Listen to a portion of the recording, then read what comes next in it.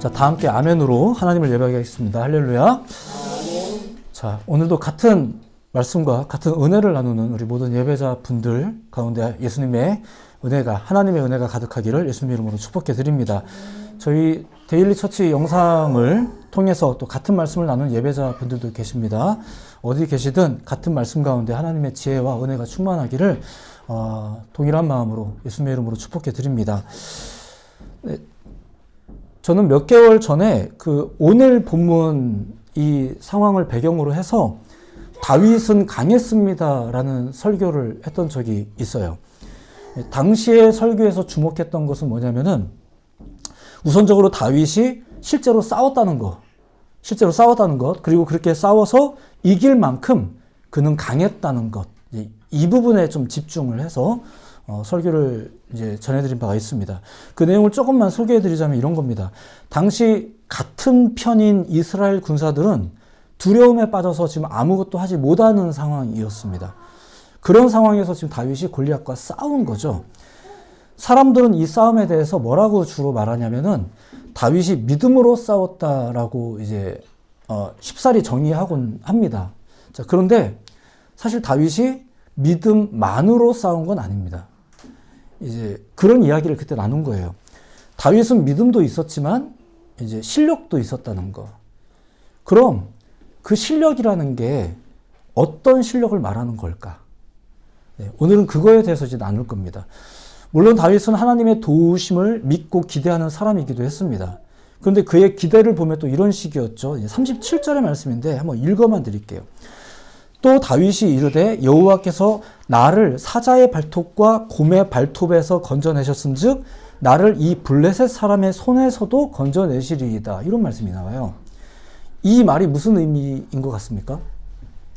그때 건지신 것처럼 이번에도 라는 뜻이에요. 그는 이미 하나님의 도우심을 많이 경험을 해 보았는데 이번에도 그 하나님의 도우심을 기대한다라는 지금 말을 하고 있는 거예요. 그는 믿었을 뿐만 아니라 경험을 해봤어요. 그리고 그의 고백에 따르면 그 경험이 한두 번이 아니에요.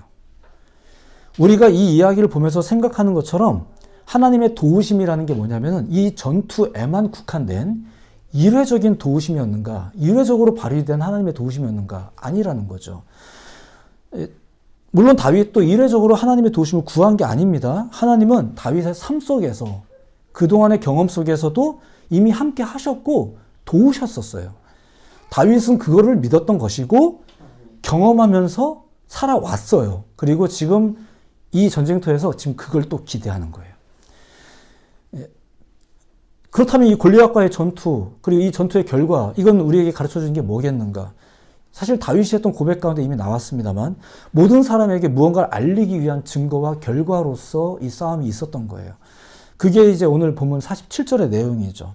오늘 다루려는 주제는 아닌데 그래도 본 구절을 좀 같이 한번 47절을 한번 다 함께 우리가 다윗인 것처럼 좀 선포하는 믿음의 선포를 좀 한번 드려봤으면 좋겠습니다. 47절입니다. 시작. 또 여호와의 구원하심이 칼과 창에 있지 아니함을 이 무리에게 알게 하리라. 전쟁은 여호와께 속한 것인즉 그가 너희를 우리 손에 넘기시리라. 아멘. 자, 이렇게 설교만 하고 끝난 게 아니라 이제 다 바로 이어서 싸우죠. 그러니까 여호와의 구원이 칼과 창으로 얻어지는 게 아니다. 전쟁은 여호와께 속한 것이며 그가 저들을 우리에게 넘기셨다. 이것을 무리에게 알게 하려고 지금 그는 싸움을 시작하는 거예요. 하나님의 구원 역사를 모두의 앞에서 나타내려고 다윗은 이번에도 싸우는 거예요. 그렇죠? 그의 믿음은 순간적으로 발휘된 믿음이 아니라 삶 속에서 쌓여지고 세워진 그런 믿음이었었어요. 오늘날 많은 사람들이 잘못 알고 있는 믿음이 있습니다. 뭐냐면은 현실의 어려움을 직면했을 때 이제 그나마 그때에 비로소 그 믿음을 발휘하려고 든다는 거죠. 그리고 그때 내가 믿음을 발휘했을 때죠. 그때에 타이밍 좋게 하나님이 반응을 해 주셔야 되지 않겠는가. 이걸 막 기대하는 거. 그걸 믿음이라고 생각들을 하세요. 다윗의 믿음은 그런 거 아니었습니다. 다윗은 삶 속에서 믿었고 예. 근데 사실 뭘 믿었는지가 더 중요하겠죠. 이따가 그걸 잠깐 얘기하겠지만. 그리고 지켰고. 뭘 지켰겠습니까? 자신이 믿은 것을 지키고 한 거죠. 또 하나님의 도우심을 경험하는 삶을 살면서, 우리가 소위 말하는 체험을 가지면서, 그렇게 살면서 점점 더 강해진 거예요. 그런 사람이에요. 본문 상황 이후에, 지금 이 싸움 이후에도 다윗은 계속해서 강해집니다. 믿음도 강해지고, 물론 왕권도 강해졌지만 다 강해집니다. 다시 말씀드리지만 다윗이 특별히 더 강력하게 기도하고 이 싸움을 치른 게 아니에요. 그에게 있어서 이 싸움 자체가 사실 계획된 싸움도 아니었습니다. 그는 자기 일하다가 아버지의 명령 때문에 지금 이곳에 온 것이고요. 그것도 다른 의도로 여기 온 겁니다. 도시락 전해주러. 그러다가 이 싸움터에 와서 보고 가슴이 두근거리는 일이 생긴 거예요. 그리고 이 싸움에 휘말린 거죠. 그리고 그때 당시에 이미 다윗은 강했습니다. 믿음도 삶도 강했고, 뭐 전쟁 경험은 없지만 어떤 식으로 싸울 수 있겠구나라는 생각을 할 만큼 지혜에 있어서도 전략적으로도 강했습니다. 무엇보다 다윗은 자신이 지키며 살아온 그 언약의 주체인 하나님, 그 하나님이 도우신다는 믿음도 있었어요. 그러한 다윗을 블레셋 장수가, 그리고 같은 편에 있는 이스라엘 군사들의 그 소심한 모습이 이제 자극한 거예요. 그때의 설교 영상을 지금 여러분들이 오늘 영상에 좀 링크해 놓을 테니까 좀 더 디테일한 설명이 좀 나오니까 좀 한번 보시기를 좀 권해드리고 싶습니다. 본 이야기를 좀 더 세밀하게 묵상해 보시기를 좀 권해드리고 싶습니다. 자, 그렇게 다윗은 믿음도 있었지만 실력도 있었다는 것, 이런 이야기를 전해드렸죠. 그리고 오늘 우리가 보려는 것은 뭐냐면은, 그러면 다윗의 그 믿음이라는 것이 어떤 것이며 그는 어떻게 해서 그것이 강해졌는가예요. 계속 한 가지가 아니라 이것이 점점 커진 거잖아요. 자, 우리가 보통 믿음이라는 걸 말할 때 사람의 내면에서 일어나는 어떤 의지적인 것으로 여길 때가 있어요. 어떤 외부의 자극을 받아서 우리 안에서 생겨난 것, 소위 은혜를 많이 경험하다 보면 우리 안에 생겨나는 것, 그리고 점점 성장해 나가는 것, 이런 것을 믿음이라고 여기죠. 자, 그러다 보니까 우리의 기도도 약간은 이런 식입니다. 대놓고 이렇게 하지 않더라도 사실 우리의 기도가 대부분 이런 식인데, 뭐냐면은 우리를 믿게 해주십시오, 이런 식이에요. 그러니까 믿음을 구하는 게 아니라 믿게 해달라고 구하는 거예요. 근데 이런 식의 기도는 결국 우리의 믿음이 이제 약할 때 하나님이 우리에게 믿음이 생길 만큼 일을 안 해주셨기 때문이 아니냐라는 그런 이해를 불러일으키곤 합니다. 그러니까 처음에는 환경 탓, 뭐 또 다른 사람 탓, 부모님 탓, 뭐 이렇게 하다가 결국에는 하나님 탓으로 돌린다는 거죠. 누구 탓이든 내 믿음이 없는 타당한 이유가 있다, 이런 생각들이 들어가는 거예요. 믿음을 우리 안에서 자생적으로 생겨나는 것으로 생각한다면. 자, 그런데 성경이 소개하는 믿음은 어떨까? 사실 그렇진 않습니다. 성경에서 주로 설명하고 있는 믿음은 이런 겁니다. 물론 우리 안에서 강해지는 것, 성장해 나가는 것으로서의 믿음도 분명히 말하고는 있어요. 성경이. 그런 개념도 분명히 있습니다. 하지만 성경은 좀 더 포괄적인 의미에서 이 믿음이란 단어를 사용을 하고 활용을 합니다. 자, 성경에서 믿음을 어떻게 묘사하는지 몇 가지만 이제 빨리 읽어드리면 이런 겁니다. 갈라디아서에 보면 믿음이 오기 전에 우리는 율법 아래 매인바 되고 계시될 믿음의 때까지 갖췄느니라. 믿음이 오기 전에, 그러니까 어디선가 오는 거라고 좀 소개하고 있어요. 디모데전서에는 믿음과 착한 양심을 가지라, 마치 소유하는 것의 문제로 설명합니다. 어떤 이들은 이 양심을 버렸고 바깥으로 나가기도 하나 봐요. 그 믿음에 관하여는 파선하였느니라, 뭐 이런 식으로 묘사가 되고도 있어요. 이런 구절이 너무 많아요. 다 소개해드리기 어려울 정도인데, 우선적으로 성경에 빈번히 소개되고 있는 믿음은 그 자체가 외부로부터 들어오는 것으로 소개하고 있다는 거죠. 자, 그런데 사도행전 28장 24절, 그 말을 믿는 사람도 있고 믿지 아니하는 사람도 있어라고 합니다. 그러니까 이걸 외부부터 들어오는 건데 이걸 받아들이는 사람도 있고 안 받아들이는 사람도 있다는 거예요. 믿음은 들어오는 겁니다. 그리고 그 다음 문제는 뭘까요? 들어왔으면 흔들리지 않는 것도 중요하겠죠. 요한 1서에 보면 이런 말씀이 있습니다. 너희는 처음부터 들은 것을, 아마 오래전에 들어온 걸 얘기하는 것 같습니다. 너희 안에 거하게 하라. 처음부터 들은 것이 너희 안에 거하면 너희가 아들과 아버지 안에 거하리라. 이게 믿음의 상태죠. 들어와 있는 것이 계속해서 흔들리지 않고 유지가 되는 것. 성경은 이처럼 믿음을 조금 3차원적으로 다루고 있습니다. 내 안에 거하라. 나도 너희 안에 거하리라. 너희가 믿음 안에 있는가? 너희 자신을 시험하고 너희 자신을 확증하라. 너희 안에 이 마음을 품어라. 곧 그리스도 예수의 마음이니. 이렇게 성경은 믿음을 설명함에 있어서 무수히도 많이 뭐뭐 안에라는 말을 사용하고 있어요. 너희가 전에는 어둠이더니 이제는 주 안에서 빛이라. 빛의 자녀들처럼 행하라. 예, 믿음의 사람들의 행실이 있다는 얘기겠죠. 이러한 설명이 특별히 신약에서 굉장히 많이 넘쳐납니다. 자, 그렇다면 구약에서는 이 뭐뭐 안에라는 믿음에 대한 요구가 주로 어떻게, 어디로 집중되고 있을까? 그게 바로 하나님이 주신 언약의 약속입니다. 그게 언약이에요. 하나님은 당신의 백성들이 이 세상에서 당신의 백성들로서 살 수 있도록 하나님과 연합한 존재로서 살아가도록 이 언약을 준 거예요. 그렇다면 이 이스라엘에게 있어서 하나님과 꾸준히 언약을 맺은 백성으로서 살아가기 위해서, 소위 믿음의 사람으로서 살아가기 위해서는 어떻게 하면 될까요? 언약을 배우고 적용하고 활용하면서 살아야죠. 이거는 오늘날도 그 원리에 있어서는 동일합니다. 그리고 그것이 믿음으로 산다는 거예요. 믿고 배우고 적용하고 활용하고 사는 것. 구약 시대에는 언약에 대한 요구가 바로 그 믿음이었었어요. 자, 이제 그렇다면 다윗의 믿음은 어떻게 설명할 수 있을까? 그는 주어진 언약을, 어려서부터 배워온 그 언약을 믿었죠. 그리고 그 언약을 삶 속에서 적용하면서 살았어요. 자, 두 번째 생각할 것은 이런 겁니다. 그렇다면 언약을 적용한다는 게 무슨 말일까? 활용하며 산다는 것이 구체적으로 어떤 것일까?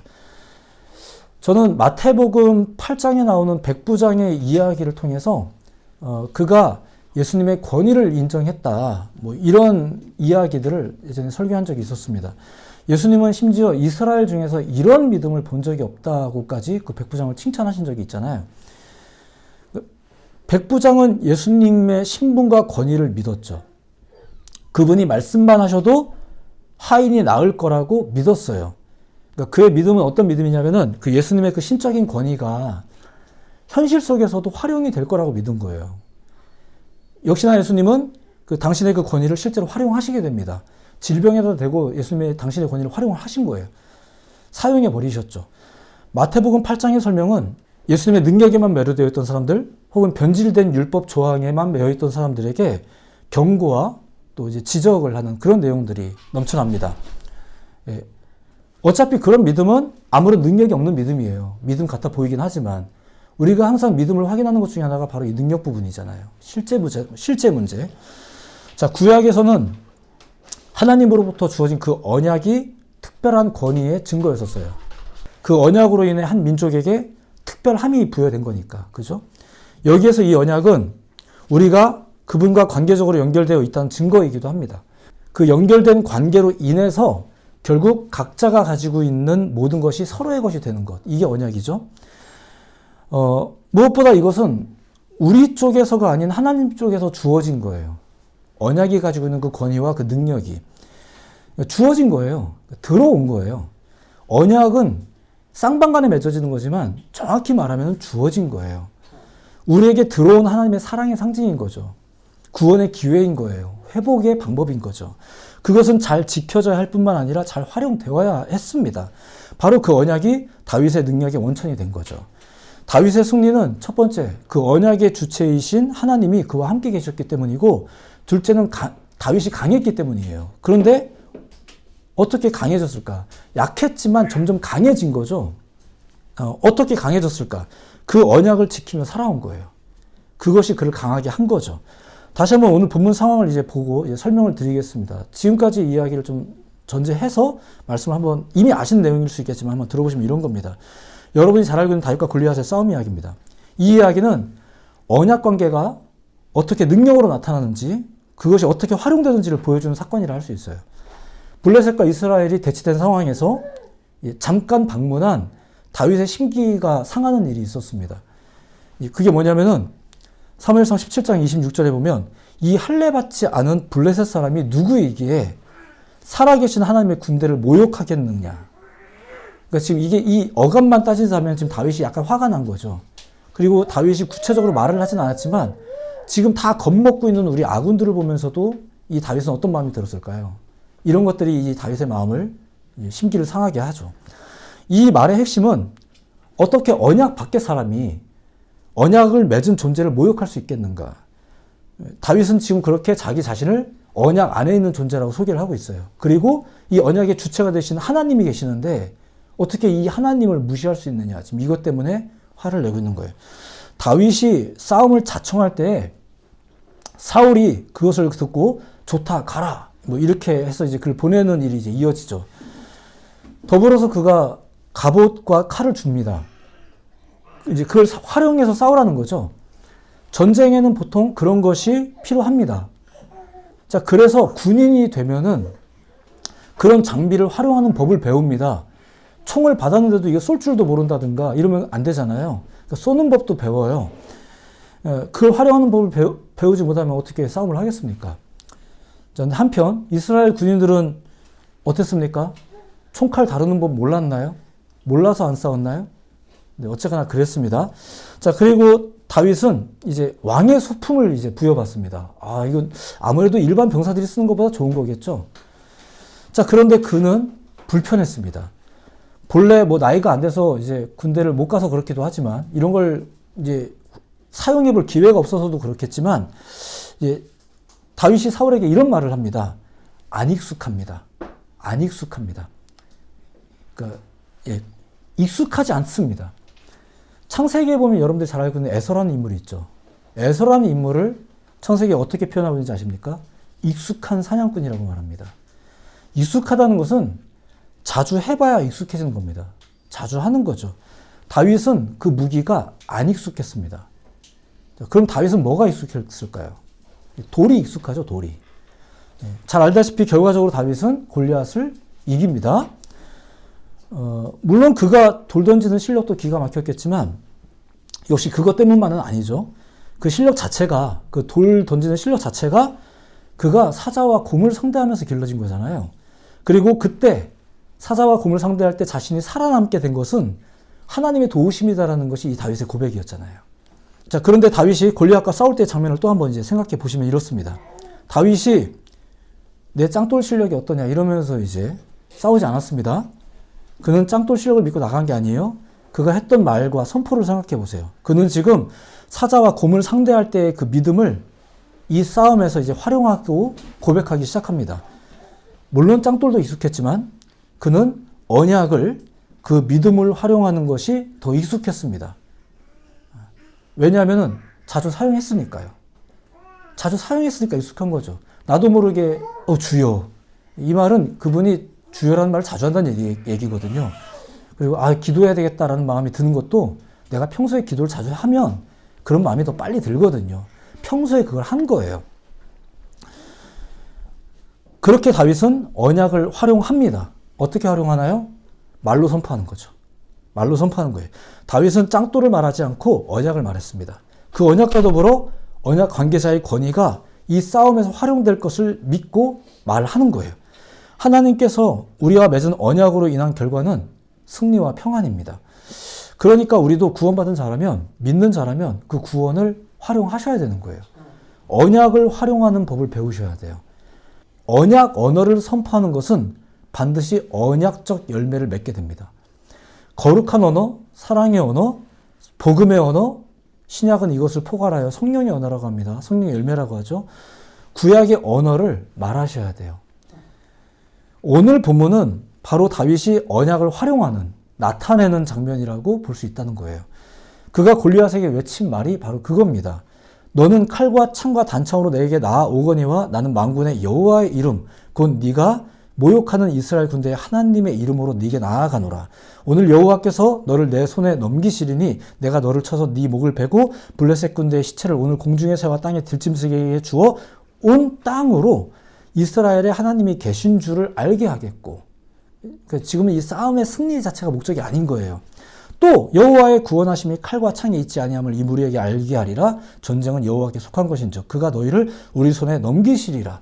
바로 싸우는 게 아니라 이 말을 하는 게 중요했던 거예요. 골리앗이 만약에 다윗처럼 하나님과의 언약 관계라는 개념이 있었다면, 그것을 믿었다면 이 싸움 안 하죠. 왜냐하면 내 눈앞에 있는 저 소년이 문제가 아니라 저 소년의 뒤에 있는 게 누군지를 알 테니까. 근데 당연히 블레셋의 이 장수는 그걸 모르잖아요. 그리고 더 중요한 건 그거예요. 그런 사람을 상대로도 다윗은 언약의 언어를 활용했다는 거예요. 너 짝꿍 왜 전도 안 하니? 걔는 불교인인데요. 걔가 불교인이기 때문에 우리는 이미 전도하기를 벌써 포기해버려요. 아니죠. 골리앗이 믿거나 말거나, 그리고 또 상대편도 듣고 심지어는 우리 아군도 들으라고, 그는 이렇게 하나님과 하나님의 약속을 선포해버리는 거예요. 그는 단순히 싸움에만 강한 것이 아니라 언약을 활용하는 데 강했어요. 그는 어려서부터 하나님과 맺은 그 언약을 믿었고 그 믿음으로 삶을 살았죠. 그는 그것이 익숙했습니다. 칼과 방패가 익숙한 사람들 속에서, 칼과 방패를 들고 있는 이 무리 속에서 이 소년만 언약이 익숙했어요. 그리고 그 결과는 모두의 앞에서 드러납니다. 우리는 담대히 말할 수 있어야 됩니다. 나는 주님의 자녀다. 하나님은 나의 하나님이시다. 하나님이 나를 도우신다. 이 말이 익숙해질 때까지 선포하셔야 돼요. 자신에게. 그리고 듣든 안 듣든 또 선포하셔야 돼요. 세상에게. 믿음을 배우고만 있지 말고 율법적 조항들을 알고만 넘어가지 마시고 활용하셔야 됩니다. 지금도 살아서 역사하시는 하나님을 활용하셔야 됩니다. 이게 하나님을 활용한다는 말이 좀 표현이 그렇긴 한데, 성경을 보면 주님이 먼저 우리에게 그걸 명령하셨어요. 어찌하여 이렇게 무서워하느냐? 너희가 어찌 믿음이 없느냐? 이것은 믿음의 소유 문제가 아닙니다. 믿음의 활용 문제예요. 내 믿음을 내게 보이라. 나는 행함으로 내 믿음을 내게 보이리라. 활용하셔야 돼요. 왜 엉뚱한 믿음만 가지고 있을까? 왜 나는 내 백성에게서 온전한 믿음이 활용되는 것을 볼 수 없는가? 이게 마태복음에서 주로 예수님이 유대인들을 향해서 느끼셨던 감정이시죠. 그분의 한탄이셨습니다. 하나님을 믿으십니까? 하나님도 여러분들을 믿고 싶어 하십니다. 서로 믿어야 언약 관계죠. 하나님이 여러분들을 사용하실 것을 믿으시기 바랍니다. 그러니까 여러분들도 하나님을 사용하십시오. 서로 활용을 해야 언약 관계죠. 우리는 하나님과 그런 관계의 사람들입니다. 믿고 살아가시기를 축복해드립니다. 선포된 말씀을 믿음으로 받아들이시고요. 그리고 말씀의 권고를 따라 언약을 활용하는 삶을 살기를 결단하는 그런 여러분들 모두에게, 모든 예배자분들에게 하나님의 은혜와 축복이 가득하시길 예수님의 이름으로 축복해드립니다. 기도하겠습니다.